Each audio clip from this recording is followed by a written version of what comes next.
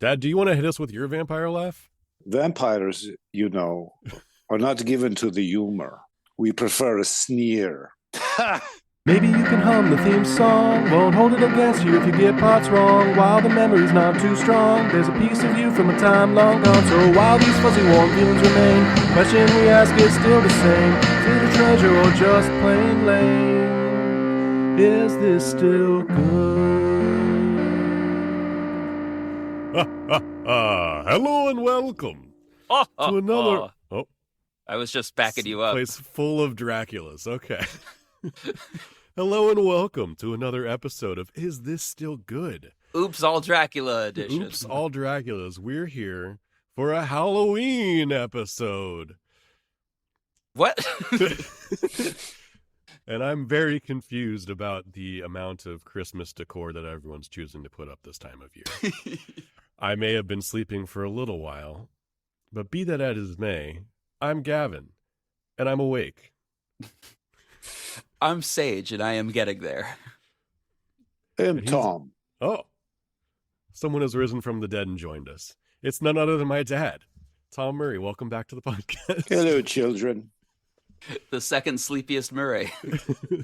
And we're here today because, we're nearing the Christmas season, which, as you know, in this year, 2025, is the best time to talk about Dracula. Sorry, what year was that? 2020. Oh, I guess I jumped the gun on that a little bit. I guess it's still 2024. I'm just trying to rush through these things. Speedrunning my life because there's too much of it, like there is for vampires. Personally, I love that you haven't committed to one bit yet. And I never will. This Christmas, we're getting one of them there Nosferatus. Mm-hmm. And I figured what better time to talk about the granddaddy of all Draculas, or all vampires, but Dracula, with my dad, Tom, who, when I was quite young, I think, made me watch this Dracula movie. I remember it kind of being part of my childhood for some reason. I don't know if you remember that. But just because there are 1,000 Dracula movies out there, let me establish for the audience that we're talking about Francis Ford Coppola's Bram Stoker's Dracula from 1992. So many apostrophes, so many S's. That's right. This is one of the Bram Stoker's Draculas, which is just one of the many Draculas. Even Dracula on screen really predates that, going with Nosferatu. What is the plural of Dracula? Like, Draculas. Dracula's feels wrong. I feel like if it is going to be Romanian, wouldn't it be like Draculae? I mean, if you want to be a dick about it. Wow. Yeah, sure. No, I don't know. That's a little harsh, Gavin. Dracul? I'm sorry. You raised me The better. Count's Dracul? I apologize. Yeah, the Count's Dracul. Your mouth is not a toilet. Our ears are not a receptacle. Christmas family podcast. Well, Dad, thanks for joining us again on the podcast. How have you been? Well, I'm feeling a little regretful right now. let's get this show on the road, kids. Okay, well, you heard him. We're here to talk about Dracula. Before we get into the summary, I just want to talk about how we all first came across Dracula, and then also Bram Stoker's Dracula, by which I mean Francis Ford Coppola's Dracula. As I said, Dad, you introduced this movie to me. I remember watching it with you, I think. I don't remember how young I was. Obviously, there's a lot of adult things in this movie, but I remember it being like early on one of the Draculas that I saw. And it was mostly this and Nosferatu, like the original Murnau film that I grew up with in terms of Dracula. I think despite this movie having severe ADHD, it still probably wasn't attuned to whatever age I saw it at. So I think I had trouble paying attention at the time, despite it being loud and fast and wild. I wonder what the right age is to watch this movie. I don't know. But Dad, when did you first see this movie? I don't really remember, and I actually don't remember watching it with you either. That's fair. I'm just glad Child Protective Services didn't show up, but Misting their way through the window. yeah, right. What are you watching with that young child? To be fair, again, like probably early high school or like. I mean, I really that. like Dracula. Yeah. I read the novel, and then the Bela Lugosi one I'd seen, and that was not really all that good. But I love Herzog's Nosferatu and the silent, the Max Schreck one. Yeah. Both of which I watched, just in the last day or two to compare it with Coppola's. So I probably went to see it in the theaters when it came out, because that's probably why I subjected it to you. And I really liked it when I first saw it, excepting, of course, Keanu Reeves. But he's a choice. So I think I saw it in '92 when it came out. I would imagine that I would have gone to the theater to see it. What theater were you going to around that time, do you think? Man, that was 30 years ago. True. Fair. Yeah. It's hard to remember what theaters were even around. I know what what were still around. I couldn't tell you, because there were a lot of theaters San Francisco had that are no longer with us, unfortunately. Yeah. I think I don't even think the Metreon was up yet. No, that came later. Yeah, but this is probably too localized for your audience, your vast audience. No, I mean, that's our vast audience. Yeah.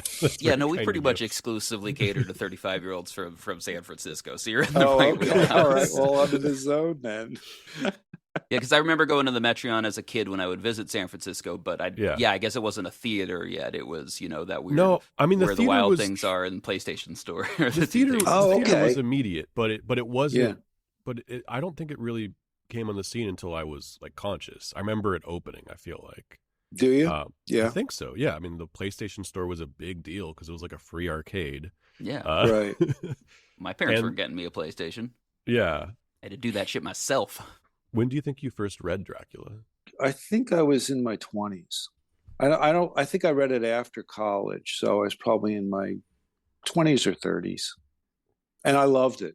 I was shocked at how good it was and how scary it was, and I didn't expect to really like, because I'd read Frankenstein too young. I think I told you this. Yeah. And it's it's a work of philosophy and metaphysics, and I just wanted Boris Karloff to be scary. But I know I'd seen the Universal picture from, I think, 31 or so before that. And my mother had told me she saw Dracula. So she probably first came out, she was probably only 11 or 12 years old. And she told me she was terrified by it and couldn't sleep for years. She still can't sleep. Well, no, she's gone. But now she's sleeping all the time. Yeah, eternal slumber. Unless she's the undead and then comes back. Anyway. And then when I was a kid, I made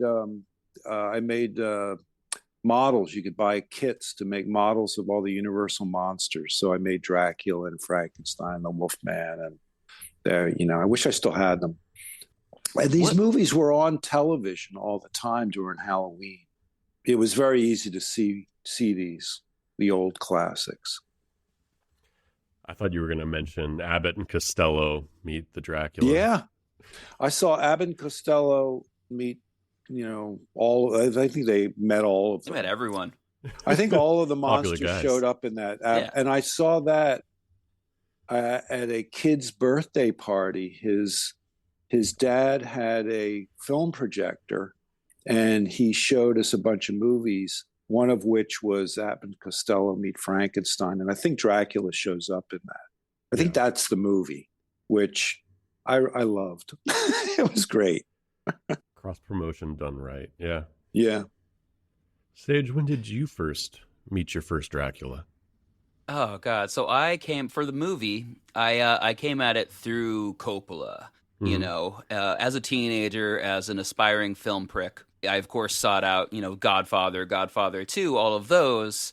I found out that even while I was alive, Coppola had made a Dracula movie, and I've got memories of it being like a little off and a little weird. Now I've got more recent memories of it being more off and more weird. Okay. But it's definitely something I sought out. Honestly, my childhood Draculae come through Abbott and Costello, how I was exposed to all of the Universal monsters. Okay. Wow. But this is primarily a Coppola project for me. And honestly, we didn't mention it at the beginning. we're ostensibly covering this because Nosferatu's coming out from a creative team that I love, and I'm very excited for the movie. Eggers, yeah. But also, Megalopolis came out. True. And I know neither of you have seen it, correct? I'm not No. going to go too much not into yet. it or spoil too much. But, like, I think you Dracula can. is very much the through line of how you get to Megalopolis, with what Coppola's interested in exploring, and certainly the narrative shortcuts he's willing to take. Because people keep saying, I cannot believe that the man who made two Godfathers, and also a third one, made Megalopolis. And I think that is easy to believe. However, the man who made Bram Stoker's Dracula clearly and obviously was capable of making Megalopolis. Ah, We'll come back to that a lot in the next hour or whatever. The book was kind of a surprise that I know I came through education. I don't remember if it was high school or college. I feel like I had already read a little bit of Game of Thrones before I got exposed to actual Dracula, which makes me think it was in college. And I bring that up because what really struck out to me for Dracula, and something I really like, is it has point of view chapters throughout the entire thing. Dracula's point of view pretty much being omitted, but you explore it through Renfield's perspective as he's going to the castle, through Jonathan and Lucy Harker's as things are getting weird in London, and most importantly to me, through a series of ship logs as Dracula comes from Romania to England aboard the Demeter, which is something that gets excised or shortened in most of the Dracula movies. And I just found that endlessly fascinating and hadn't been. And when you say point of view, again, I'm the odd man out who hasn't read the book, but my dad has recommended it to me many times. Well, I guarantee, if you've read I know you're not drawn completely to fantasy, where it's very common, but also in sci-fi, all the Expanse is also written this way. I mean, a lot of books are just written from a point of view where you've got one main character, maybe it's even first point of view where it says I through it, but if not, you're following that character. So to have that narrative shift and follow different characters through the book. My understanding was that on top of that, this is mostly written in letters. Is that correct? A lot of it is in letters and journals, yeah. I'm pretty sure all of it. Yeah, that's fascinating. Yeah. And I remember it not always working, but that was enough of a hook to keep me engaged through the whole book. Whereas a lot of this sort of classic late 19th century literature doesn't really keep me engaged. And Dracula was written like almost a century later than Edgar Allan Poe was doing his thing. No. You might be thinking of Lord Byron and Frankenstein, which was much earlier. They're all pretty Victorian era. Yeah. 1897 is when Dracula was written. Right. And Poe was writing around that era. Poe died in 1849. Well, close enough, though. Yeah. That's not 100 years. Yeah. 20th Gavin and I were century talking not too long ago about how we're just wrong, or specifically I'm wrong about when everyone was alive. Anyone that was alive before World War II, when anything was written or created in the 19th century. Even though we even looked it up a couple days ago, I couldn't tell you off the top of my head what was Pablo Picasso's era, what was Van Gogh's. Yeah. Any of that.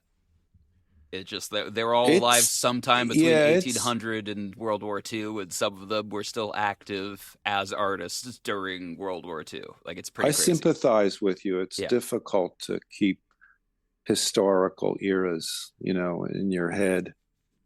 Yeah. I mean, on our Gladiator episode, I was getting confused because I had forgotten that there was a Roman Empire and then a Holy Roman Empire, and they were entirely different things. Right. Yeah. And that's a much broader timeline as well. Each one of those is covering 1,000 years. Well, the second one's The Holy Roman Empire is not that long, I don't think. But No, it's pretty long. Oh, God. They went for a while. Like, that's through the Crusades. I'd say that's probably about 1,000 years as well. I would say it probably lasted longer than the Roman Empire. I feel like there should be like a Bechtel test type Yeah. like quiz that's like anytime a podcast mentions the Roman Empire, it fails. I feel like this would be literally the opposite of the Bechtel test. Yeah, exactly. Anyway, speaking of the Roman Empire, Bechtel tests. we're talking about Dracula. Oh, so you didn't have a transition. No, I didn't. I was Okay. going to try and go through Vlad the Impaler, which He this was alive movie, during the Holy Roman Empire. this movie makes a direct correlation to, but apparently that's not in the text. I've also heard it's not in the Bram Stoker's book. No. No, but that does go further than Bram Stoker. Like, there's always been a connection between Dracula as a historical figure and Vlad the Impaler. I was watching a little bit of historical context where the Vlad the Impaler is the second or third Dracul. His grandpa was the first Dracul, which just means dragon in Romanian. Right. Everything just means something silly in Romanian. Nosferatu is also, disappointingly, just a Romanian word for forbidden one or for unsightly one or something like that. Yeah. Yeah. So, Or stranger. Yeah. But one of the things that was most interesting, really, in my whole life, one of the things that fascinates me the most is when I learned that so many of the elements of Dracula, something I've absorbed as iconography and through vampire lore and movies, is that like some of this shit is based on real stuff. The idea that Dracula is a real person. I know how that sentence sounds when you clip it out. But Vlad Tepes was a real person, and that's who people cite as Dracula. Or even just as simple as, like, at some point in my adult life, I learned, me, the person who loves maps, learned that Transylvania was a real place. And you might as well tell me Narnia is real, you know? Sure. Yeah. Well, my understanding is Stoker did research and he was aware of Vlad. Any mention of Vlad the Impaler as the origin source. And in Nosferatu, in Murnau's Nosferatu, he's sort of like a descendant of a demon, Belial. And so they give a more supernatural origin story. And I found it was pretty interesting. In Coppola uses Elisabetta's suicide and the Orthodox Church's condemnation of her to go to hell forever for being a suicide as his reason to stab the cross and get the which bleeds as a sort of a reason for not only just the vampirism but the whole like the aversion to crucifixes and communion wafers. So it gives more of an explanation for those little things. Doesn't explain the garlic, but you know about the garlic. Well, it's all, this is a pretty well-researched, I'm speaking of the book now, pastiche of Romanian folklore. And I do want to add and clarify, because I just looked it up while you were talking. Vlad the Impaler is Vlad Dracul III. Everything I just said was maybe accidentally true. So the word Dracul has existed forever, and that was his official title. Wait, were his dad and granddad also named Vlad? Yes. So they were all Vlad Draculs. Yes, only one of them was the Impaler, for reasons you can surmise. Did a lot of, here I go impaling again. Yeah. Yeah. Okay.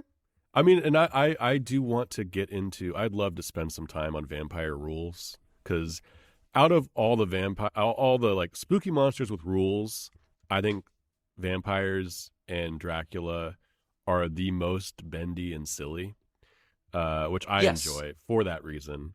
And that is a weird thing about watching this movie as to not your first exposure to vampires, because I watched this after Blade. Yeah. I guess after even the Blade movie that has a Dracula in it.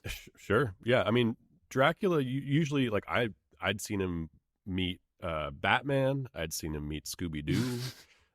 Yeah, especially when you expand it He was to in television the and Buffy comics series. Yeah. all of that. So to have all of and most of them refine it and pick and choose rules. So it's weird to see one is just like, no, Dracula can also be a wolf and bats and a bunch of rats And some and green mists. And he's fine during the day, and like all of these added things. I'm just like, that's too much. It made it actually feel like a modern superhero or supervillain story where it's just like, no, this is too many powers. It feels like how I feel when I watch half of the X-Men movies, where it's just like, come on, you get one fucking power. So are you talking about Bram Stoker? You're talking about Coppola's? I'm talking about Coppola's, but I'm also talking about the book. I'm not blaming the book, and I am blaming the movie somewhat, because you do pick and choose what you adapt, and maybe don't throw everything in there, and also add a love triangle that's, not Well, I don't present think you in the can book. blame the book. Well, I mean, it's kind of like it's the first real vampire tome of that Yeah, century. that's why I mean, he set the rules. Yeah. Yeah, I mean, you got to give he has the legitimacy because he's creating the character. Yeah. Yeah. And using a bunch of actual established lore it's a combination of a lot of different creatures. Sure. And a lot of different Romanian folk tales that pops up in the book. do we know where Bram Stoker's from himself? He's British. He's British. Mm-hmm. Seems pretty British. And His name is Bram. he was the manager of the Lyceum Theatre in London. Oh. And I just read a little bit about him. And Really quick, he's actually an Irish author. He's Irish? Yeah. But he was based in Britain. Yeah. And I mean, Ireland was based in Britain at that point. And I think he was friends with Walt Whitman, which is kind of Walt Whitman. Yeah. It's kind of interesting. Walt Whitman Or at from least Breaking they Bad. exchanged letters because, they probably never met. But yeah, apparently he wrote for money. He had no literary pretensions whatsoever. He just was, and he wrote sensational novels and was pretty successful at it. I mean, if his family's still collecting any of those royalties somehow, yeah. It's, I think it's common. What is it? Common domain? Oh yeah, public domain. Yeah, public domain now. Yeah, which led to his widow Florence demanding that Murnau destroy all the prints of the original Nosferatu, but they kept a couple of them. So I was going to say, it couldn't have always have been public domain. Otherwise, we wouldn't have all these movies called Nosferatu. Well, that's why he called it Nosferatu. Yeah. And he changed the name. It was Count Orlok in Nosferatu. Right. Because, I mean, I was just watching the Herzog version, and they just call him Dracula. The movie's called Nosferatu, but the Count's actually called Dracula in it. And I was kind of like, you're not getting around anything with that.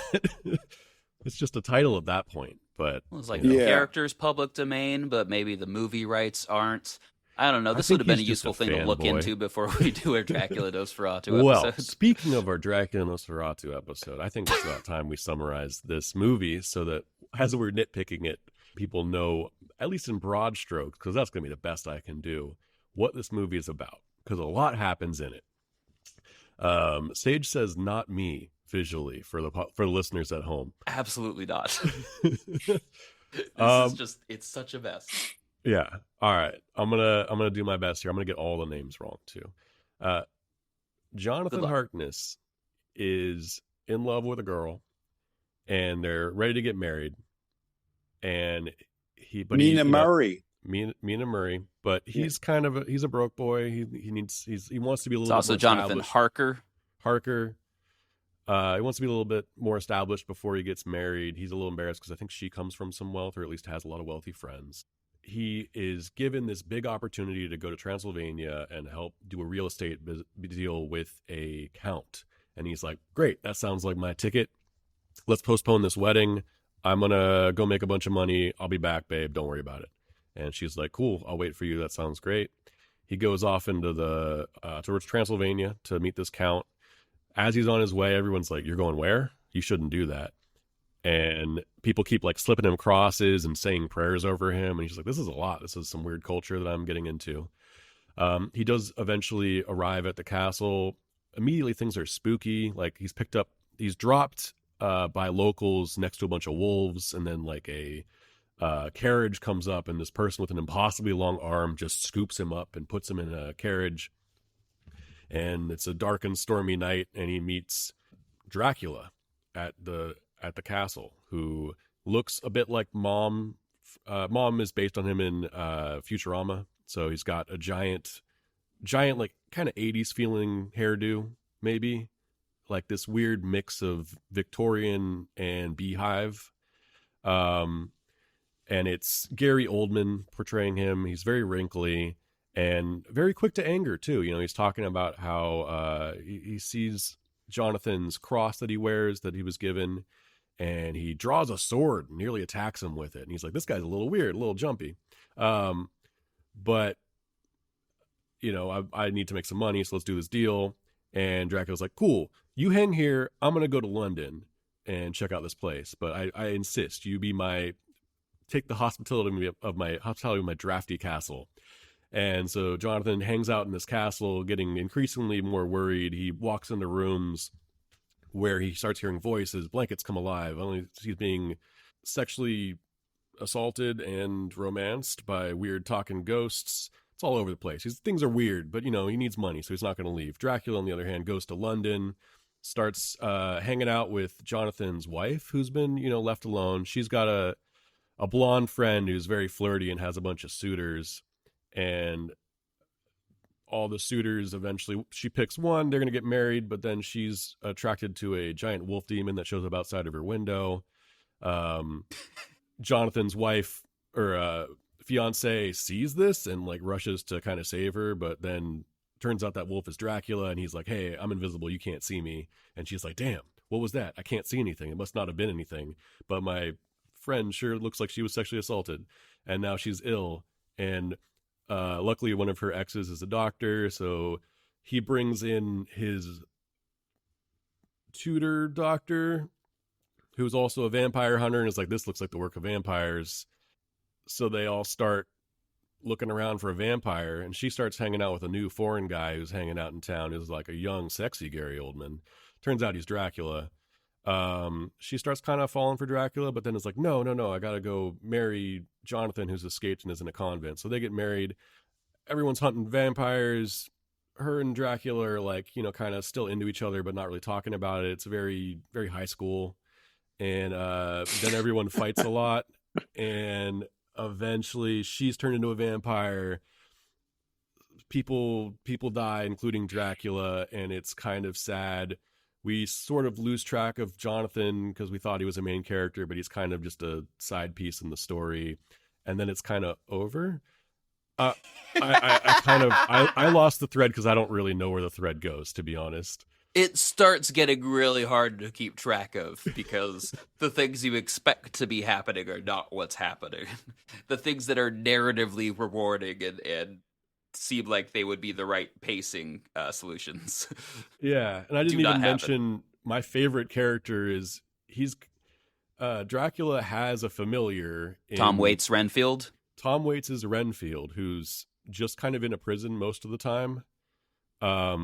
Because I think his story basically happened before the movie starts, is kind of the reality of it. Renfield had Harker's job first. Right. Yeah.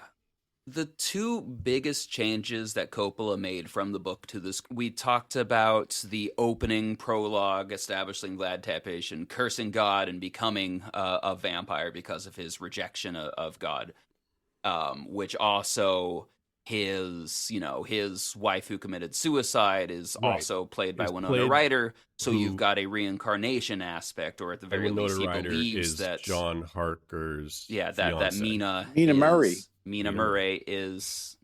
You're just happy that it's Murray, aren't you? I see a little smile. Yeah, there. Got a rep. Yeah, cousin Mina. So that love story is not present really in the book. It is mildly Dracula does, thrall Mina, but not because of, destiny or prophecy or anything. And the other big change is Jonathan Harker takes Renfield's spot.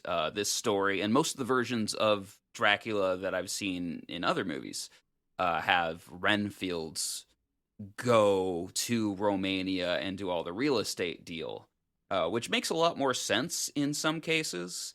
But if you are making this change for narrative economy, one of my biggest problems with this movie right off the bat is, why is Renfield in it? It's just an extra character who just, like, you don't need to add any more spice or texture to how Coppola is treating this movie. You don't need more weird characters that eat bugs. Especially when you don't understand their role in the story. It'd be one thing if he narrated it instead of Anthony Hopkins, that might make sense. I don't know. This is one of my big problems. Is it just adds confusion to it? And then we would have gotten less of Keanu Reeves' accent as well. Continue. The guy who runs the psych ward is also the doctor who is treating Mina, who brings in Helsing. So that almost ties it together. That wasn't even clear to me in the movie, because that actor is playing the role in the asylum as a bad man. He's doing heroin and everything, and he's just a normal person in the rest of the movie. Yeah, I didn't catch on for a while, to be honest. Yeah. And then I was like, oh, that kind of makes sense. Did not catch it until I was doing research after the movie. Yeah. It's also not a suitor in the books. There's not, that love triangle, which was a fun part of the movie, honestly. Yeah. Where Lucy's like, oh, I love everyone, and I'm a little dangerous, and maybe I'm going to fuck this strange wolf boy in the night. Yeah, that is some of the most fun that this movie has, is the three of them, when they're all, vampire hunting together, too. They're just, three handsome, sort of inept dudes who... And this is clearly... All of this aside from Jonathan Harker also are of a level of nobility. It feels like that they kind of... Even though the text makes it feel like they might be good at their jobs, it's kind of hard to tell. From their demeanor throughout walking through the world, it doesn't matter. They are all going to be fine. We got our American Tex, who's just seems like he's the son of a cattle billionaire. Carrie Ewells, who's just there to be handsome. And then our doctor, who, again, he's not taking his real job seriously. He's doing heroin. He's hanging out. He seems like he got a cushy government job. Is kind of how it feels. And while he is the one who has the most fear, because he seems to understand sort of what Helsing's saying about vampires, which is also a switch. Helsing just shows up and this girl's got pneumonia, and he's like, nope, this is vampire work. We need to arm ourselves and go on the hunt. And everyone just kind of goes along with it too. There's a lot of just, this movie, for how much is packed into it, does feel like it's going a million miles an hour. It's so, I don't know if fast is the right word, but it does not want to mince.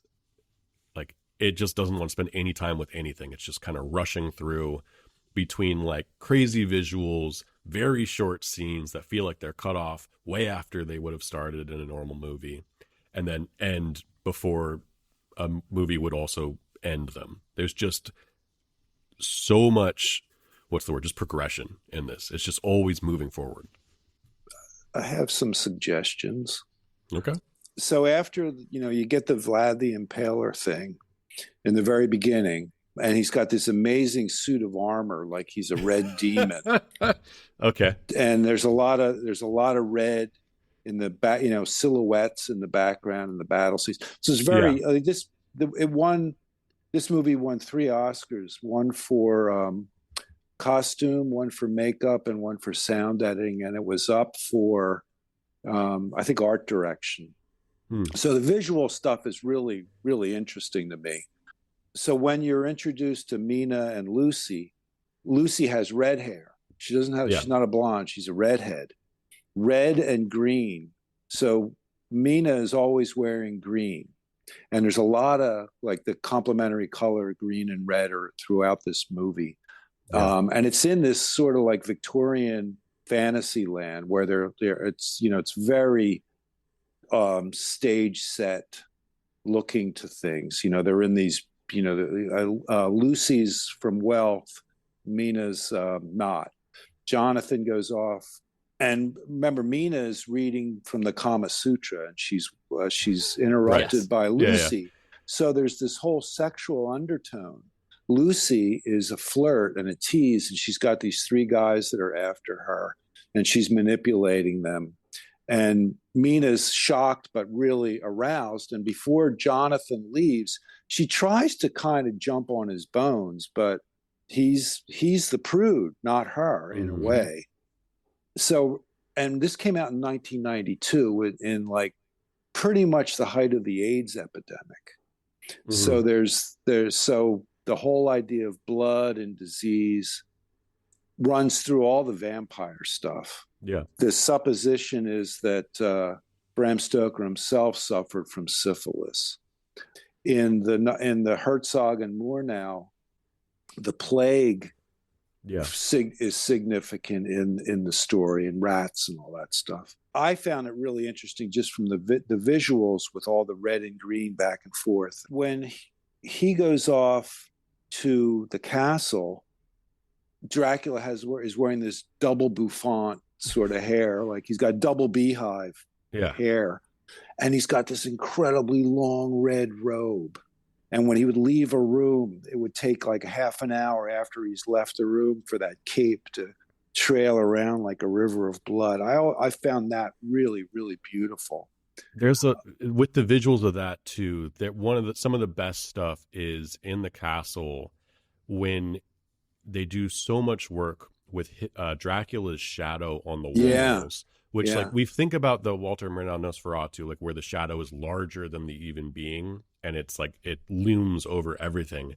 But in Francis Ford Coppola's version, not only is there large shadows playing all the time from him, they're clearly separate. Like they are projecting a separate being. So his shadow will leave the room after him. It's so fun. Yeah. It's such I wish I saw that in more things.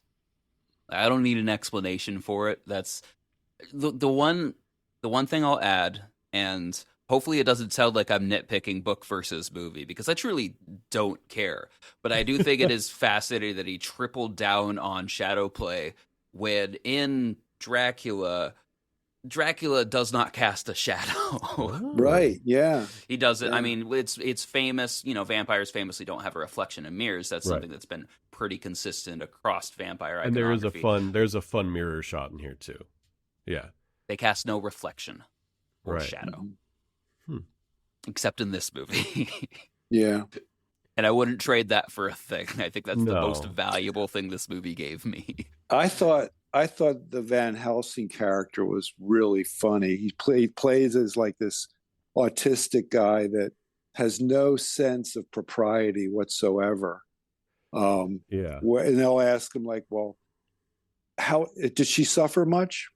Talking about Lucy. And I love that whenever they kill Lucy, remember, so Lucy's become a vampire after the dog Dracula gets to her, and then and they have to kill her, and it's a great scene where she's got this impossible costume on, right? She's like Queen Elizabeth of the Damned, and she's carrying a dead, a squalling infant in a bag to have a meal, which is what in the novel Dracula gives to the brides whenever he shoos them away from Jonathan Harker in the castle. They say, "Is there nothing for us?" And he throws them a baby or two to feast upon. And it's always nice to see Monica Bellucci in anything, especially as a bride of Dracula. Or a bride of Beetlejuice. Yeah. Oh, was she in that too? In the new one, she plays a completely unnecessary role of Beetlejuice's ex-wife. It's fun, and like you, I'm never mad to see Monica Bellucci. Yeah, no, there's nothing. Absolutely could have been cut from the nothing film. ever unnecessary about Monica. But oh yeah, the Van Helsing role in Murnau and in Herzog's version, he doesn't believe in vampires, whereas in the this version, and I think in the novel, he's like the vampire hunter. Yeah, but also a rare disease doctor. He gets to be Yeah, both those things. the vampire hunter side of him just seems to kind of pop up. Yeah. He's like, oh yeah, by the way, did I mention like I hunt vampires? No, Yeah. you just know me from my right. It's doctor going to come work? in useful. You know, we've been like I've been your tutor for or your the person you've looked up for a long time, and we just never talked about this. Oh, I'm sorry. Yeah, I don't know, vampire. Totally, this is the work of a vampire. Yeah, he was really fun. I liked it. I kept wondering. Now, I have this movie. I have a lot of problems with the performances in certain respects. You know, we've mentioned Keanu Reeves, who just kind of seems lost in this one. And I love Keanu Reeves. I think when well cast, he's perfect. And for a lot of things, The Matrix, Bill and Ted. Keanu Reeves is famously like a really good cipher character. Like Yeah. when you want the audience to play as the main character. That makes him an amazing Neo, makes him an amazing John Wick. And I've seen him do good performances and other things. I'm playing Cyberpunk 2077 right now, where you just hang out with Keanu Reeves for most of the game, and he plays a rock star asshole that lives inside your brain, and it is wonderful. So we've got Gary Oldman as Dracula doing a lot in this movie. And it's fun watching some behind the scenes where I think we watched this together, Sage, but like Francis Ford Coppola is definitely a theater kid. Yes. Like brings huge theater kid energy, and in Eye-rollingly interviews, so. in interviews, all these actors are so happy to be here. It's a playground for them. Yeah. And that's really cool. Like I bet it was a fun set to be an actor on. The demands of the technical side of this film are insane, and I don't know if that was exciting or just challenging to the point of frustration when you're watching these actors play around. I'm curious about that. I hope it was a really fun one, because it should be. Gary Oldman as Dracula is taking a lot of chances, and I can tell in the behind the scenes that he was a little confused about his through line, it seems like, which is understandable. He is kind of the main character of this film in terms of he's going through the most changes. He's the one who has desires, and he's the one who is going on a journey. Whereas like Jonathan's covering a lot of ground on foot, but he's not really covering that much ground emotionally. Sure. Mina's having a lot of transformations, obviously, and she's probably, I mean, I think no matter how you look at this, she's second lead. But Van Helsing just kind of shows up and kind of has a good time with things. Yeah. And I do wonder, the casting of this that I'm most curious about is if you switch Gary Oldman and Van Helsing. If you switch the actors who are playing Dracula and Helsing, it is a very different movie. And I think it would be like, maybe not better, but just like another interesting, you have so much talent in this cast. I mean, Hopkins' Dracula coming right off of Silence of the Lambs would be incredible. And yeah, exactly. He's doing a lot of Silence of the Lambs in this movie. Yeah. He's too old to be the love young interest. Dracula. Yeah. And I mean, I don't know how I feel about Gary Oldman young in this. And I think some of that's just the glasses are so jarring. Then obviously the blues and greens look beautiful together. Like you were mentioning, they are complementary colors with her in her green and him in the blue glasses and the black suit. And on their one that's kind of like a date, she wears red. Oh, which is going to also pair very well with the blue that he's kind of doing when he's in his younger one. And self. the red signifies sex and vampirism. Sure, yeah. What stuck out to me in that BTS that we watched was the amount of improv, and specifically Hopkins saying like, oh, I'd come up with ideas on the day and Coppola let me do it. And I would argue, so this is something I've been thinking about a lot about Coppola's career, because a lot of the success of Godfather and Apocalypse Now is that they are very not reliant, but they very much embrace improvisation. A lot of those scenes are created on the day. And then let's also give a lot of credit to editing, especially in the case of Apocalypse Now. And I even heard it described recently, I don't remember where, that Coppola's strength is as a documentarian, which is really obvious in some of the movies. Apocalypse Now, especially, is kind of like, no, we're going to go to, we can go to Vietnam or the Philippines, I guess, and figure it out as we go. Those are 3 examples that worked very well as they did that. And I do not feel that the same way with the choices made in Dracula, where just like Van Helsing is not designed as a funny good time character, and the decision is made to play him that way as the movie has started. That is a big change. And when you eventually see Megalopolis, Gavin, you are going to notice that a lot, that actors are allowed to just play in a way that ruins the fucking movie. Famously, Adam Driver gives the entire to be or not to be speech from Hamlet. Yeah, and it was something that he did as an exercise, and Coppola goes, no, film it. It's going in the movie. So you just watch him do it in a movie that is Shakespeare adjacent, but is not using that language and does not have long monologues or soliloquy. And then all of a sudden the movie fucking stops to hear a character give the entire speech. And it's not even clear if he is quoting something that exists in that world or if he is making up that speech. So you didn't like Hopkins's Van Helsing? Honestly, I did not. To the point, I liked it a lot. I mean, it's a fun thing, but it shows up halfway through the movie, and it's also a character who's like, I'm a medical doctor. Just kidding. I'm a vampire hunter. Also, he gets like both. It's very unclear. There's a lot of like magical seduction happening in this movie with mind control and people being enthralled, but it's also very unclear when that is magic based and when it is character based. Because it's also just like horny men in the late 19th century who may not take much to get into this. And I could not read how it was being played when Winona Ryder's Mina does like kiss Helsing near the end during that weird thing. It's just, if you can't make the choice, don't have it in your movie. Because I don't think it also works as kind of vague and open to audience interpretation. Well, I liked it because Van Helsing, and I wouldn't have known it seeing it on originally because I didn't know the term autistic, but he seemed autistic and in the best possible way, in that someone asks him a question, like that. What the one that really got to me again was whenever they asked, Lucy, they've killed Lucy. Did she suffer? And he thinks for a second and he says, well, she suffered and then we cut off her head and then she didn't suffer anymore. I was like, the other 3 guys are like these 3 clueless idiots that are bumping into each other, not being completely ineffective.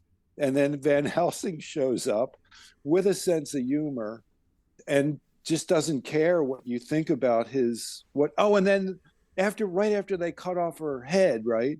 The next scene is they got this giant like slab of beef that he's cutting into, which looks like a head that he's feeding to Mina. And Jonathan then are asking about, did she suffer much? It was great. I thought it was a nice relief. Some good transitions in this movie for sure.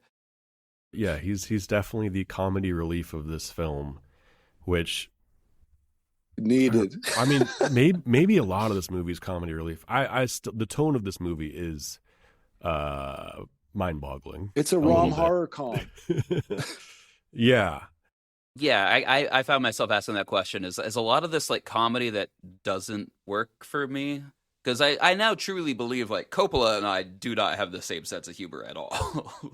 And I mean, I do think this is a movie that he's having a lot of fun on. And I think that might be part of what you're talking about in terms of he likes to overshoot and improvise. And like famously, there is a much longer cut of Apocalypse Now that has its fans. I made the mistake of watching it first. And I don't recommend that. If you're going to watch Apocalypse Now, watch the theatrical cut because the Redux loses its way a lot. It's got some really stellar scenes that I remember better than scenes that are in the movie or in the theatrical cut, but they don't belong in the theatrical cut. Right. Similarly, like Godfather has a lot of stuff that works really well, and the tone is much more set, but it still is sprawling. He is someone who I think has trouble cutting down on the page. I think he has trouble cutting down on the day, and I think he has trouble cutting down in post too. I think that was a huge problem in part 2 of Godfather, honestly. Like, that is a movie that I have always used the word sprawling to describe. I don't understand why so much of that movie's in Cuba. It's also just the back and forth. Like, that's even longer than The Godfather. And I'm just like, we are telling too much story. We don't need to be in Cuba. I don't understand how it actually connects to everything.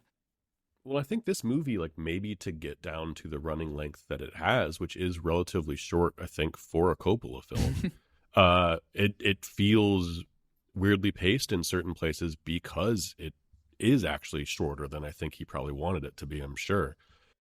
I think he stuck himself with Bram Stoker, because when you read the novel, as I recall, the stuff in the castle is great. And but then, and in the novel he goes to London. In the Nosferatus, it's set in Germany.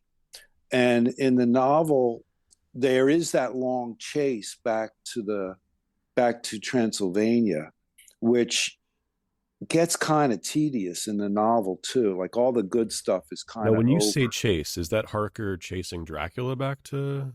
Yeah, when they're all of them are trying to get, they have to go back to his castle to kill him. That happens in the novel too. Yeah, and so it's all epistolary. It's all letters, and so you're just getting letters about them, and he's outwitting them at times, so that's all part of the novel, which is eliminated in Nosferatu. There isn't that long. Maybe there is in the Murnau one, but no, because No, I don't think it is. Yeah, because the Dracula dies in Mina or Lucy in the Nosferatus. He's trapped by her because in that one he's killed by a woman pure of heart who delays him past the cock crow. So that's how he's killed in the Nosferatu. So they don't have to chase him all the way back to Transylvania. But I liked part of that too. I mean, any chance I get to go to Transylvania, in the Borgo Pass, I'm which going. is a real place. Yeah, I know. You could just go to Transylvania, right? You can. Yeah. Now we kind of we were talking about the rules a bit, and I want to talk about the different versions of Dracula we get to see in this movie. So we've got Old Man Drac, who we first meet at the castle. I think you mean Gary Oldman Drac. Gary Oldman Drac. One of the first times you see him really break, like, obviously he's very creepy. He's pulled a sword on Jonathan Harker. And then after they agree to do the deal, he like jumps out the window and Spider-Man's up the castle wall. He does. Yeah. And again, Jonathan Harker doesn't seem that fazed by all this. He's just like, that was weird. People are not reacting as much as you would expect to it. You brought up the point almost immediately in this film that as soon as he gets to Transylvania, he is clearly in a Dracula story and does not react to it. My favorite shot in the whole movie is the carriage driver, like grabbing him and pulling him into the carriage. Who I also think is probably Dracula. I don't know how this works. It is that's also Dracula. That's him. In the 31 movie, he looks out. It's like him wearing a hat, right? Yeah. Well, no, and he turns into disguise. a bat. So he looks at the front of the carriage, and there's no one driving. There's just a bat hovering above the seat. And but in the novel, that's that scene where he looks out the window and sees him crawling like a spider is terrifying. It's so great. It's like H.P. Lovecraft style, horror writing. It's really good. And he's terrified. That is something like we haven't talked about H.P. Lovecraft much on this podcast, actually, but I've read a little bit of his. And some of my favorite stuff is just him describing the feeling of unease. And I'm assuming that is so much of this book. And that done well works really well. I was kind of surprised. I forget what his story is, but there's just one where it's just talking about you taking a walk through a place that has had a lot of tragedy in it, and just the feeling of unease of walking through a town. And literally nothing happens in that short story. You're just walking past a place. And it's great. I was very surprised that you could make that an enthralling tale, but I really enjoyed it. So because I've been struggling to figure out how this novel works, having not read it, just from what we've gotten on movies. And I know so much of what I don't like about these movies, I think, is because it's beholden to something that works better in text. And that's the same thing with adapting H.P. Lovecraft stories, is like something people do all the time, but it is kind of famously tough because you're dealing with the idea of like him trying to describe while not describe this creature that you just can't fathom with your own mind, because if you did, it would break. And that is the horror of it, that you can't figure out what you're looking at. It is beyond human comprehension. Yeah. Existential terror. Lovecraft stories being of just an idea driving you insane with its magnitude. Yeah. And I don't know how you do that visually when you're beholden to, what you can produce in a visual medium. Well, I think a lot of the more successful Dracula stories have changed a lot. I know you're talking about like a specific aspect and concepts from the book, but just narratively and like pacing wise, I would argue some of them have been more successful by changing more things. And Coppola made the choice to be more beholden to the book, and I think that was ultimately a bad choice. Speaking of being beholden, and it makes it different in a way that is cool. But speaking of being beholden to the book, the second version of Dracula I think we get is the big old bear wolf Dracula who calls Lucy into the garden for their fling. This one always rubbed me the wrong way. It's just a very weird choice. I don't know if that's part of the book, but it just feels like the first time you're like, this is too far from what I can accept in terms of a vampire. It's like, vampires can't be werewolves. Like, we got to keep that separate, and I don't care if that's how it was in the book. That's the one thing that is my line on the adaptation. It's like, all except everything else, don't have him also be a werewolf. It's too complicated. Next, we get young Dracula when he's coming to London. He's now Gary Youngman. In my understanding, which is pretty loose, it's because he's been able to feed on... and we see some versions of him on the ship, too, that are more like your classic... I don't know if classic's the right word, but like looks like a giant bat. Yeah, bat-human hybrid. Bat-human hybrid, often like kind of like tucking himself in with dirt, which is like a cute thing that they keep cutting to, is him kind of tucked into his coffin dirt with his eyes going crazy. It's some of my favorite, actually, intercut. Like, they just keep cutting to him in his coffins on the ship, and that's very fun. So you got Gary Youngman, who's like a hip young Dracula on the town, and I my understanding is he's fed so he looks better. So the idea that like the less he eats, the older he looks is kind of a thing that I think that's the logic that they're trying to employ. Is he's fed on all the sailors on the ship, so now that's rejuvenated him. Yeah, and also resting in his ancestral dirt. That's a big thing that's like kind of glossed over in the movie. Like, they bring it up, but they don't make it clear. His coffin's full of dirt from his homeland, and that is the staying power. That is why vampires rest in coffins, is because it's an easy way to get around their dirt. Yeah. And this was a thing that, like, Sage, we argued a little bit about this. The idea of, I don't know why he's going to London in the first place. You say he's kind of being called out by the reincarnation of his love? I think that's one of the things the movie's doing, but ultimately, like, he has bought land in London, and now he is going to claim it. Like, that is the inciting incident of the whole thing, is they go to sign over the deed of land. That comes before he sees the picture of Mina in the locket. Yeah. So he's already going to buy the property, and then she's kind of like icing on the cake. Yeah. It's just, it's two stories that happen to intersect, two different motivations. maybe the local townsfolk is just so done with him that they're actually leaving enough distance that he's just running out of food. Would you rather live in Transylvania or in London? Or swing in London in the early 1900s? Keep in mind, you've got magical seduction 1800s? powers. Sure.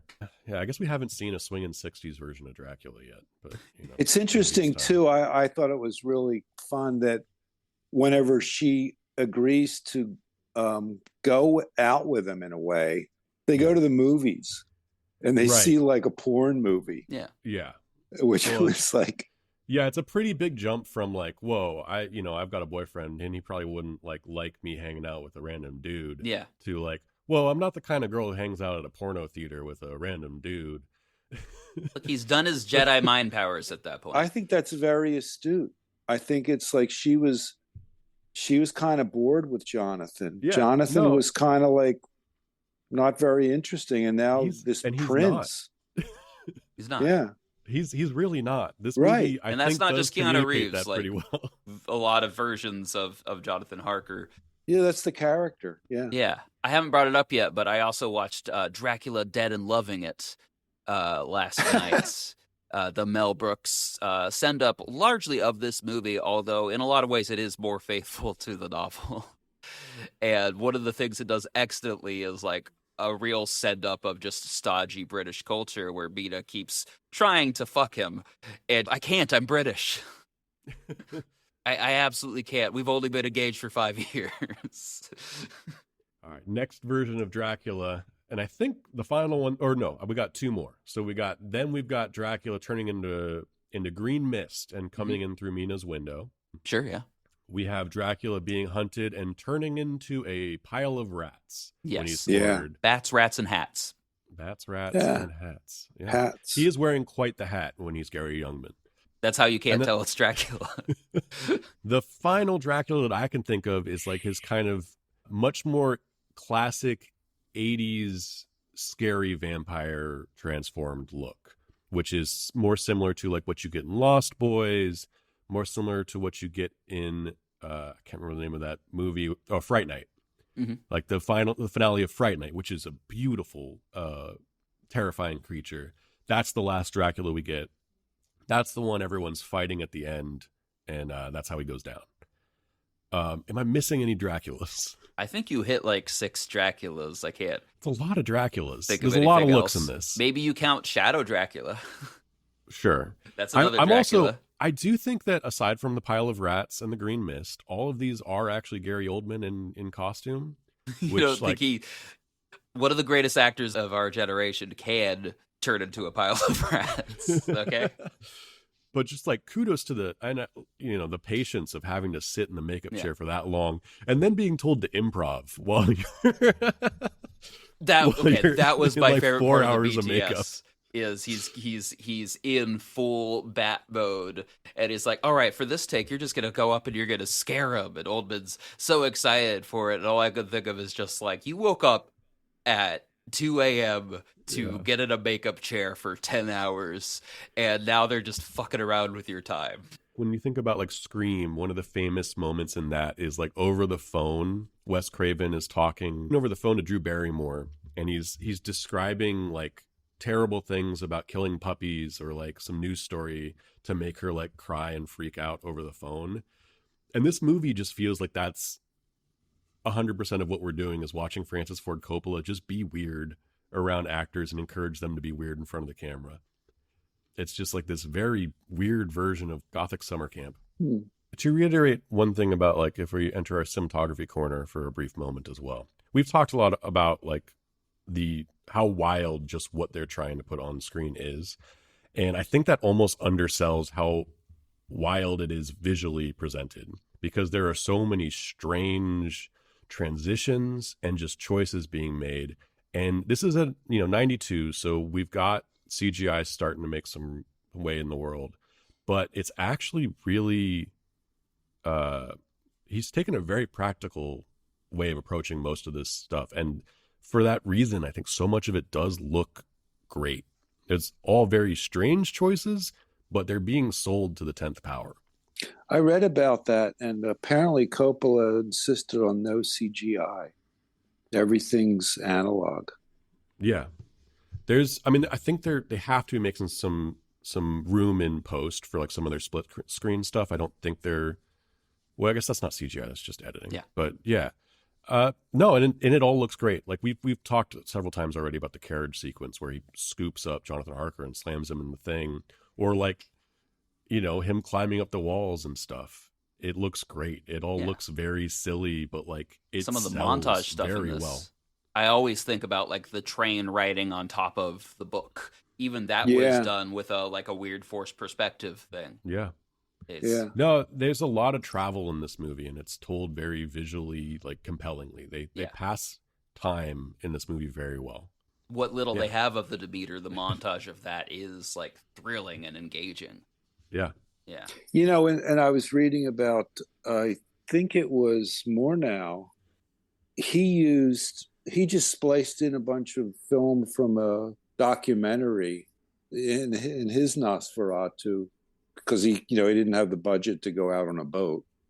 So they just, and they just used a bunch of stuff, and it kind of adds to the dreamlike quality, because it's, that it's taken, and then he just speeds things up or makes things dissolve and this was 1922. So, but the artifice adds to it. And I think that like Coppola kept a lot of that vignette ends of scenes and the spot, like you're looking through a telescope sort of stuff as a reference to the earlier movies and the book itself.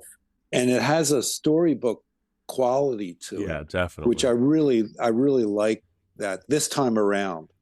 I like the artifice of the obvious set designs. I thought it was really fun.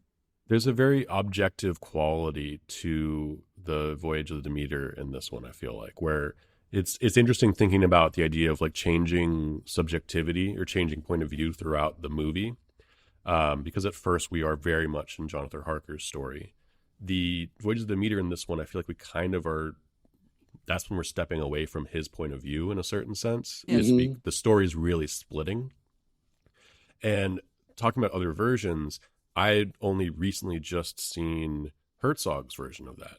And as you'd mentioned, Sage, that section is told from the point of view of the ship captain in that version. Yes. And that was a very cool way of doing that. That might be my favorite version of that I've seen of that specific sequence. Because it's mostly told of him like walking around his ship as there's less and less people alive working on it. And then you see him kind of as the last one alive, tying himself to the ship's wheel. And then you just see the ship float in with just his corpse as the last remains of like humanity on the ship, as it just kind of floats into a canal and rubs up against the where people are living, and people start to flock and crowd around this decrepit floating tomb, which is fun. It was fun. That is also the version of Dracula with the most rats. Yeah. They talk about rats a lot more in that one. They're like, he's the king of rats, master of rats coming in. I love that aspect of that. And, like you guys were talking about all the different things he turns into. And I was thinking like in Bram's, in the Bela Lugosi one, I know he becomes a bat.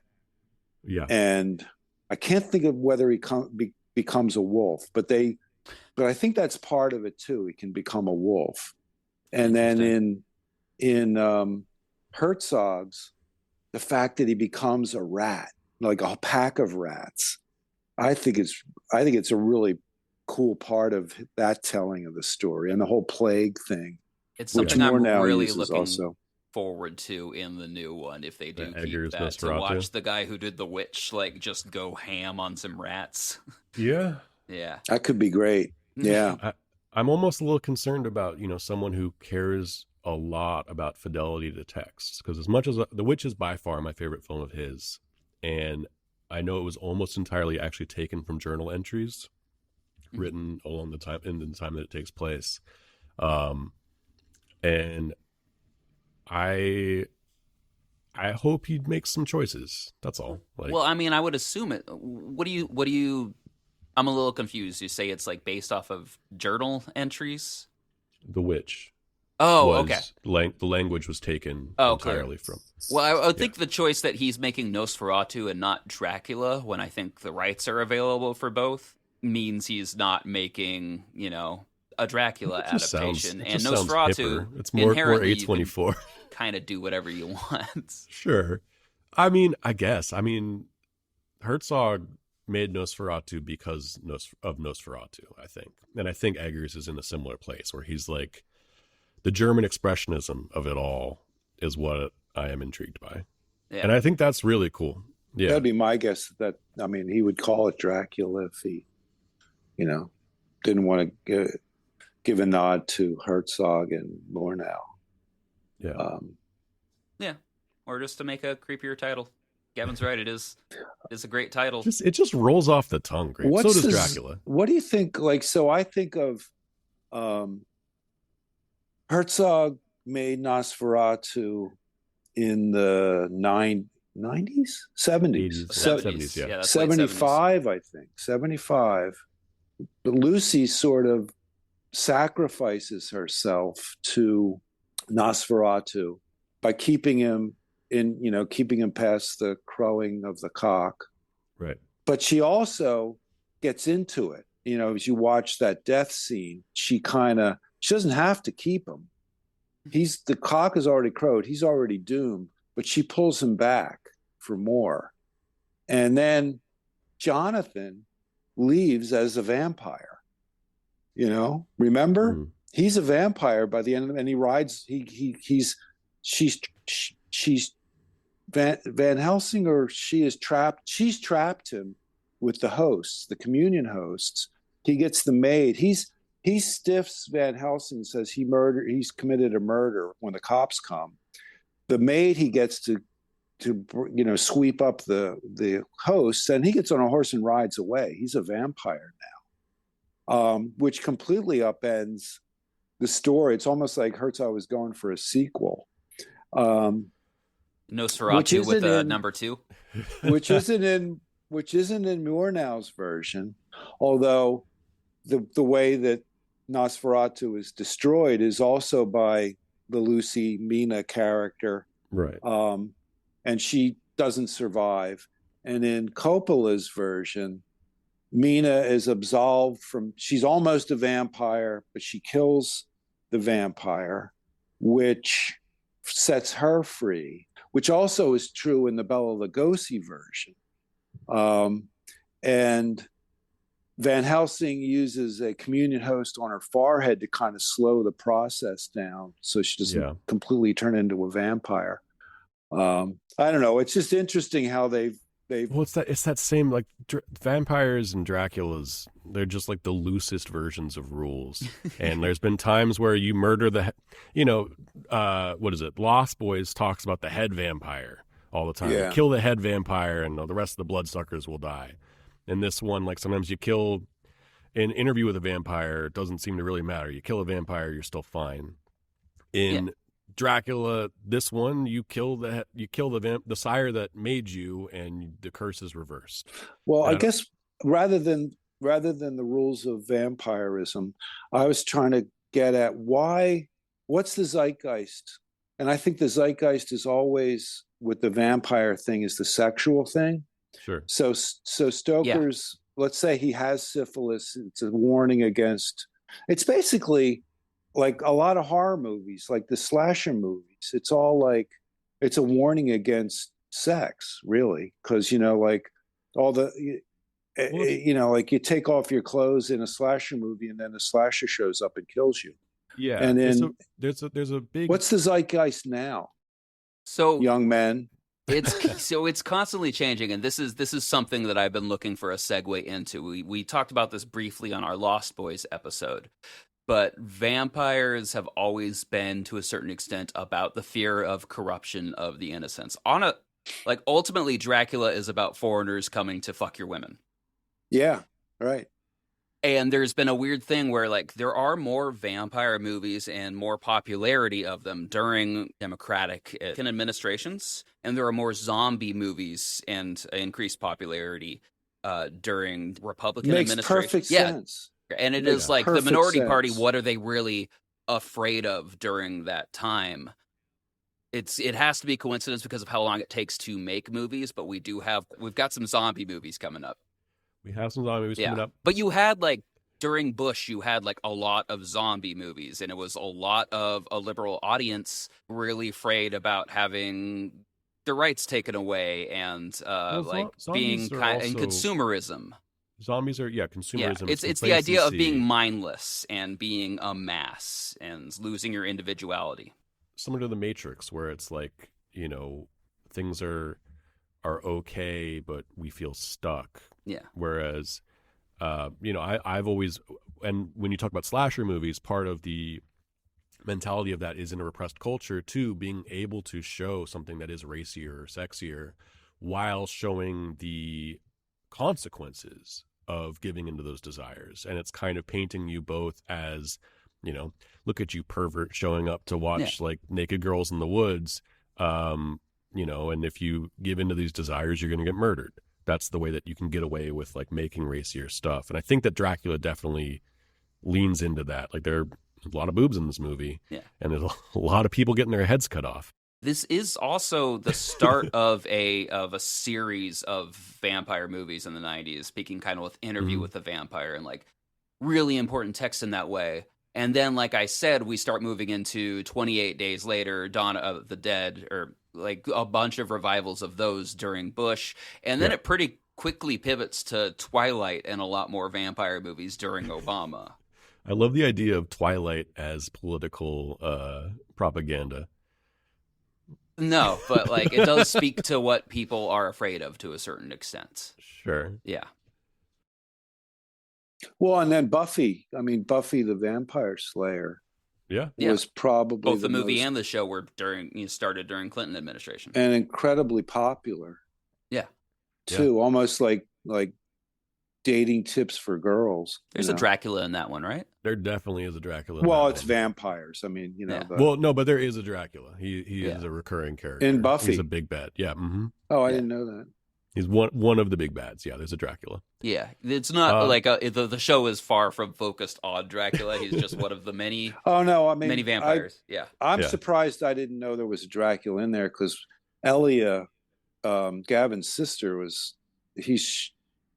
she could probably recite most of the dialogue from Buffy.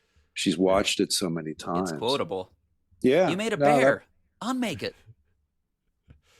Sorry. The zombie thing, as I can recall, started with the was it Night of the Living Dead or Dawn of the Dead or one of those? Well, I don't one of the first particularly want to rehash all of the zombie lore because we actually did that episode on Night of the Dead, Dawn of the Dead, and Return of the Living Dead. I'm just trying to think of I'm just trying to think of when it got going. Yeah. As a new thing. Zombies are a cinematic invention a lot more. Well, it was like Haitian folklore for a while, but it wasn't the sort of global thing that vampires or even werewolves were.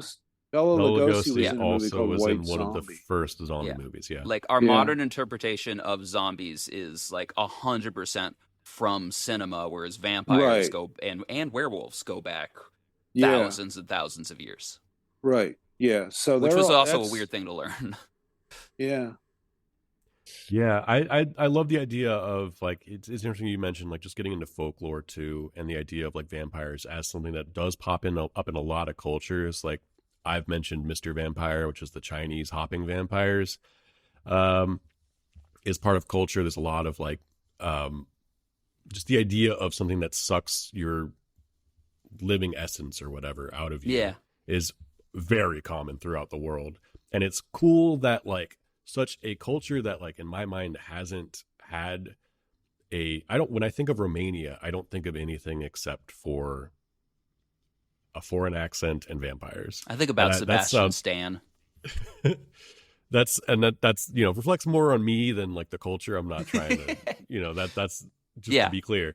But that is an outsized imprint of Romanian folklore is their we get movies like this out of it. Speaking of movies like this, I think it's time that we Yeah. How do we feel about this movie? we decide how we really lock down how we feel about Bram Stoker's Dracula, aka Francis Ford Coppola's Bram Stoker's Dracula. Yeah, we've got a Dad, you've been here before, but we have a 3-tier system. Is it still good? Is it better as a memory? Or Sage, you got one? Do we lop his head off, shove a stake into its heart, and push it out a window at the first rays of sun? Is that works? Do we take it out in a stormy night and let it fuck a wolf? Okay, sure. I didn't have one. Yeah, no, that's Dad, you'd mentioned that you were kind of flip-flopping on this movie. When you first saw it, you loved it. You'd watched it not that long ago and did not see what you saw. I recoiled in horror the second time I tried to watch it, but like I said, I watched it again just a day or two ago. Yeah, and I liked it again. And okay. There are, I hate to rain on Keanu again because he seems like a wonderful person. Yeah, but it didn't work. He doesn't work. miscast. But he's not that important anyway. No, And, not in this one. And so yet. I think it's definitely worth seeing. I think that the novel is worth reading, and the two Nosferatus. I know that's not the question, but I say see them all, and for me, the Herzog Nosferatu he made it with 16 people. That was his staff, That's nuts. or his, and it's beautiful. But I like this one a lot too, and so I'd say Still good. It's undead. Okay, still fresh Yes. corpse. Well, not fresh. But... Yeah, I think maybe real quick right after we settle this, we can just say our favorite Dracula, the one that like maybe Our favorite depictions. rather than like rebooting Dracula again, because we don't have the time or finances for that, but we sure can license one for our still good streaming service. I'm with you. People will remake Draculas without our input. Yeah. Sage, how do you feel? So a lot of the things I'm about to say are going to double as my review of Megalopolis. Oh, okay. I want to reiterate that this movie is the through line of how you get to Megalopolis. And I think my biggest problem with this movie, both movies are visual feasts, and there's a lot of inherent value in that. I think Coppola truly believes that if his ideas are big and grand enough, he's not required to connect them. Mm-hmm. And I think the strength of his earlier films are the connections between characters and their relationships and how they evolve. And even just like having the plot go through. And Dracula is almost entirely vibes. I wonder how much of this movie got cut because I don't understand the connection from scene to scene. It just seems to be living in the themes and the vibes, and that does not work for me. Again, there is enough value in this movie. It's fun to watch something that's just made and shot so different with so much care that I can't, stake it through the heart. But it is barely better as a memory. Again, my same review as Megalopolis. I don't think this is a good movie, but I also would not dissuade you from watching it. That's an interesting way of looking at it. Yeah. Yeah, I didn't really like this movie much when I first saw it. It's not one that's lived high in my memory. There's a lot of pieces of it that I really like. There's a lot of talented people doing extremely capable people doing things that are like outside of the norm in really interesting ways. Visually, it's very stunning. There's some performances that are very good, even if they don't necessarily are always good scene to scene. But yeah, I enjoyed this movie a lot more than I thought I would rewatching it. Because again, I did not have the highest opinion of this movie. And there is so much more creative, like, and interesting choices being made than I remembered. That being said, I don't think this movie is very good. I think that it's worth watching in certain ways, but it's not something I'd recommend. And I don't know if it's my first. I worry that some of it goes back to maybe the story of Dracula just isn't as tight as I'd like it to be either. But I'm going to stake this thing through the heart and push it out a window. Okay. I forgot to chop off its head, so maybe it'll come back and get me. Who knows? I think his heart's in the right place, but I think he had more fun making this movie than I had fun watching it. Yeah. That being said, just real quick, what is everyone's favorite Dracula? What are we putting on the streaming service? Ooh. This is going to sound like a joke answer, but for all my problems with Blade Trinity, I really love what they do with Dracula in it. That was actually the first time I saw, like, oh, he can walk in the day. He can, like, all these things that are weaknesses to other vampires aren't to him. And I think that is kind of a throwback to, he's got a lot more powers and a lot less weaknesses in this book than we've seen in other lore. There is something fun about like the purity of like the sire vampire being ultra powerful and the delusion, which, fits in with like the racist vibes that you Also, there's a scene where he throws a blade at a baby at Blade, and it's got one of my favorite quotes. Maybe I'll tag this afterwards. Blade comes up, he asks, Blade, are you ready to die? And Blade goes, I was born ready, motherfucker. And rather than just having the scene end there, Dracula goes, motherfucker. I like that. Because he's never heard the word before. Okay, sure.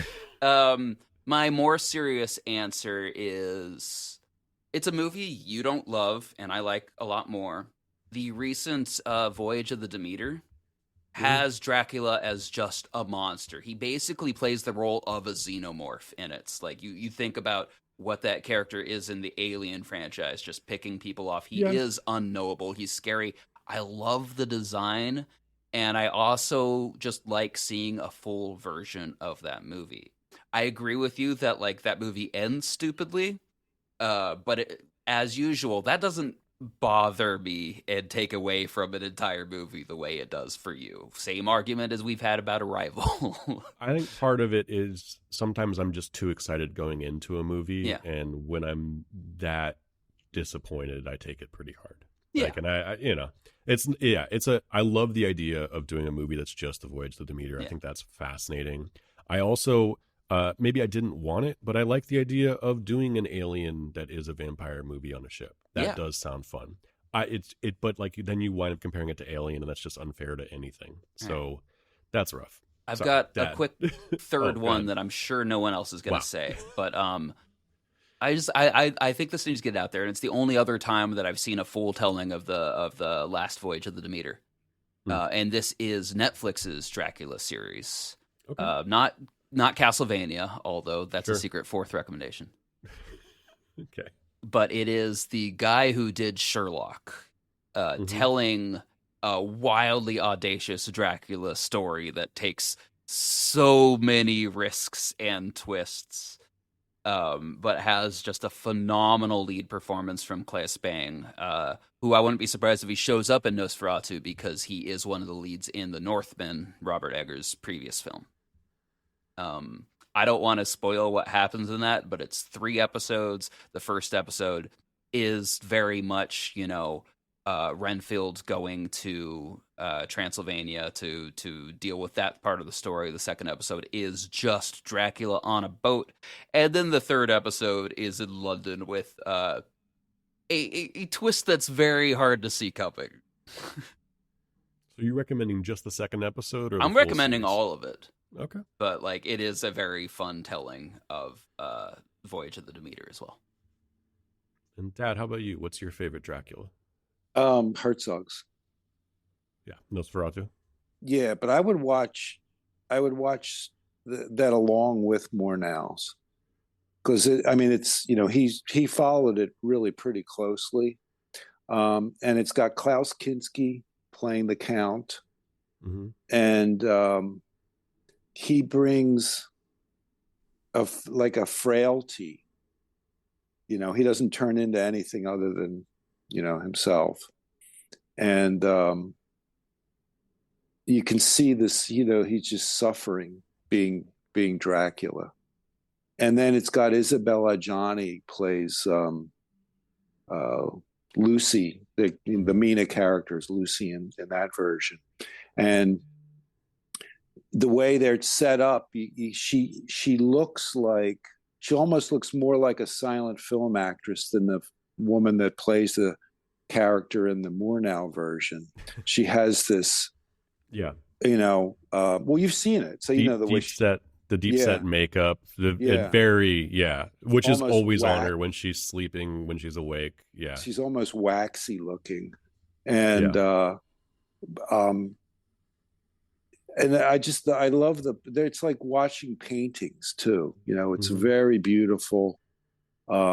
Nothing flashy. The way people move in it is all weird and odd. And I love the Black Death subcontext and all the rats. I just wish that Werner himself didn't show up in a little cameo like Hitchcock would do. That would have been great. But I love that one. It's interesting that you mentioned specifically, Herzog is very famous as a documentarian, just like you were talking about. One of Francis Ford Coppola's strengths is the documentation of performance in a certain way. It's almost more about capturing than about. It's almost like there's a little bit of a hands-offness to his direction in a certain sense, where he is constructing a playground. He's very controlling and needs the time to bring the performances out of people, but it's very kind of hands-off in a way. And Herzog's version of the film, specifically to me, where Coppola is constructing these beautiful sets that are amazing. The castles look great. Everything looks great. Herzog's version, he is going to pretty amazing locations. He just has access to what feels like when you only are working with 16 people, you can move them someplace and you can be in a place that's beautiful, which is cool. My favorite is the Murnau version. I think that if I were to recommend someone watches a version of Dracula, it would be that first Nosferatu. I think sometimes it's harder for older films to hold up, and when you go back in time and look at the birth of cinema, there are a lot of times where when I'm looking at things before even the 80s, it becomes a little tough because cinematic language has evolved in such a way that I think really hit its stride, which I know is a very personal thing, in the 90s. I think that is where things entered a level of just capability that was kind of beyond something that we had before that. There's something about the best films of the 70s are kind of the best because they're rebelling against the excess of the films before it, because it took a lot to make a movie. In the 70s, things got a little smaller, got a little rougher. You have a lot of films coming out of New York.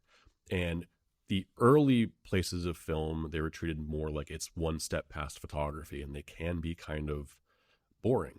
And the performances, especially moving from the sound era or moving into the sound era, you're just dealing with a lot of the holdovers from silent films.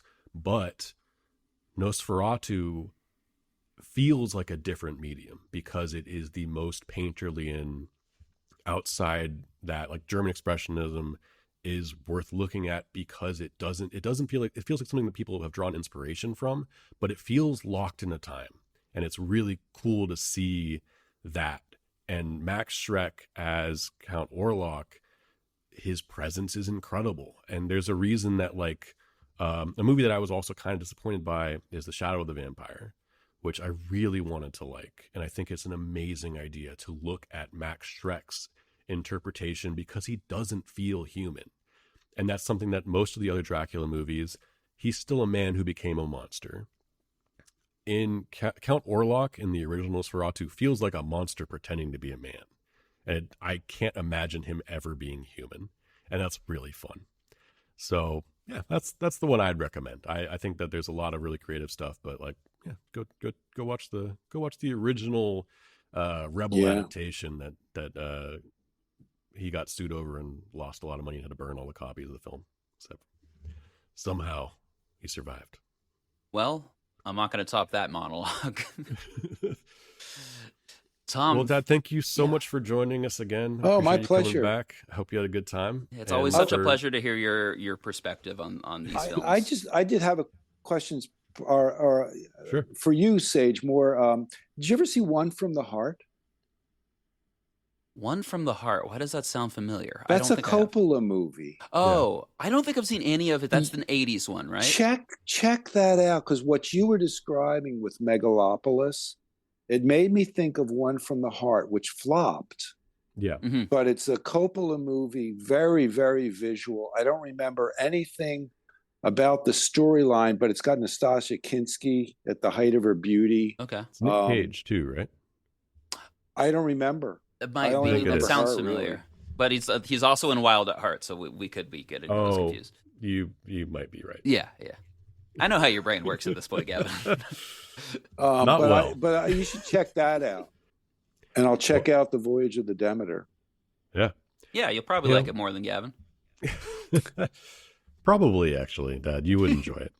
I think most people will like that more than Gavin. Sure. I mean, and I might watch it, like it more again with age, just like I did with Dracula.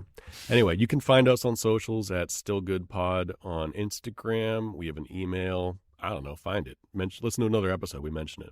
And speaking of other episodes, if you liked this, we've got some other vampire content. We just re-released and remastered Lost Boys. We did an episode of Blade with someone who actually was an assistant director on the film. And then we have a zombie version of essentially this episode, which is, I believe, called Return of the Dawn of the Dead. We might retitle things to make them more. Nope. Nope, we will not. All right. Until next time.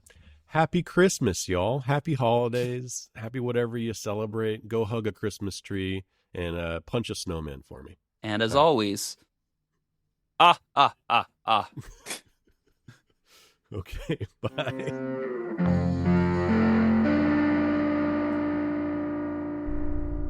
Blade. Ready to die. I was born ready, motherfucker. Motherfucker.